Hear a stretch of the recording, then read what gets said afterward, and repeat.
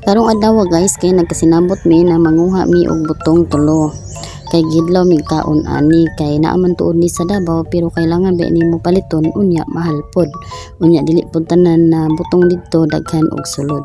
May man diri kay tanom ra man ni Papa. Unya do na may mga bunga so nanguha mi og butong. Kaning duha kay excited na kayo na mga on mo na akong gibuakan dayon na akong gihatagan. Mura man mga unggoy o paspas jud kayo.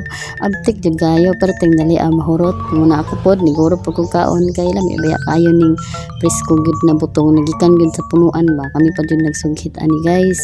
Unya gikaon lang namo ni na walay gibutang nagatas o uban pa din na kay lami man ni siya kaonon kung pure lang jud. Unya giinom pod ang sabaw kay tambal ba ning sabaw no.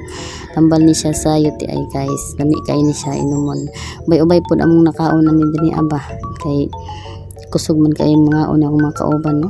Sig tinungko buhat lang og kanang magbuak ko sila po tigsunod og kaon pero tilang lingawa lagi namo anin tulo lagi basta kay nabusog gud niya ni gud wala na gud ni ka paniudto wala ni amo ang paniudto guys butong lami kay dinhi sa bukid guys ay kay bisan asa ka mulingi daghan kay pwede kaon-kaonon na dili na kailangan mo palit.